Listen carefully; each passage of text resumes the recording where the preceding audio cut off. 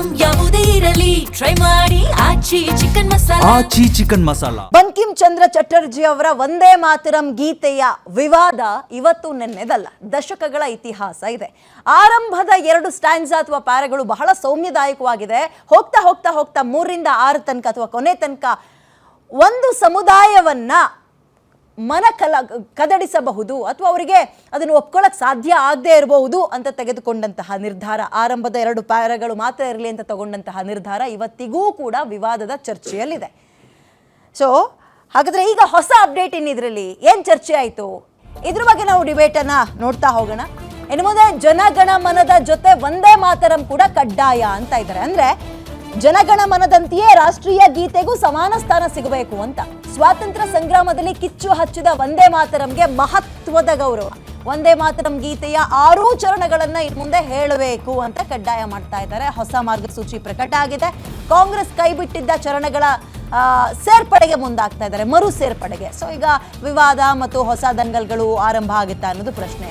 ನೆಹರು ಸರ್ಕಾರದ ಅವತ್ತಿನ ಜಾತ್ಯತೀತ ನಿಲುವು ಇವತ್ತು ಬದಲಾಗುತ್ತಾ? ಅನ್ಯ ಧರ್ಮೀಯರ ದುರ್ಗೆ, ಸರಸ್ವತಿ, ಲಕ್ಷ್ಮೀ ಪ್ರಾರ್ಥನೆಯನ್ನ ಎಲ್ಲರೂ ಮಾಡಬೇಕಾ?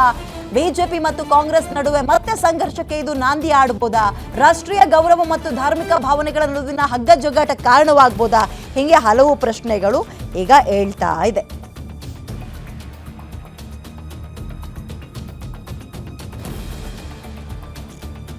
ಓಕೆ, ಬಂಕಿಂ ಚಂದ್ರ ಚಟರ್ಜಿ ಅವರ ವಂದೇ ಮಾತರಂ ಇದನ್ನ ಗಾಂಧೀಜಿಯವರು ಹಾಡಿ ಹೋಗ್ಲಿದ್ರು. ಬಹಳ ಅತ್ಯದ್ಭುತವಾಗಿದೆ. ಬೇರೆ ಎಲ್ಲಾ ದೇಶಗಳ ರಾಷ್ಟ್ರೀಯ ಗೀತೆಗಿಂತಲೂ ನಮ್ಮದು ಅತ್ಯದ್ಭುತ ಹಾಡು ಅಂತ ಹೇಳಿದ್ರು, ಗೀತೆ ಅಂತ ಹೇಳಿದ್ರು.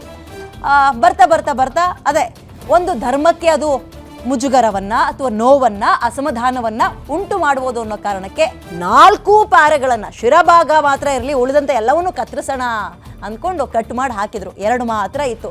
ಈಗಲೂ ಕೂಡ ಸುಮ್ಮನೆ ಸುಳ್ಳು ಹೇಳೋದಲ್ಲ, ಎಲ್ರಿಗೂ ಎಲ್ಲ ಪ್ಯಾರಾ ಬರುತ್ತೆ ಅಂತ ಹೇಳೋಕ್ಕಾಗಲ್ಲ. ಯಾಕಂದ್ರೆ ನಮ್ಗಳಿಗೆ ಹೇಳ್ಕೊಟ್ಟಿದ್ದ ಆರಂಭದ 2 ಪ್ಯಾರಾಗಳನ್ನ ಮಾತ್ರ ಕಟ್ ಮಾಡಿ ಹಾಕ್ಬಿಟ್ಟಿದ್ರಲ್ವಾ.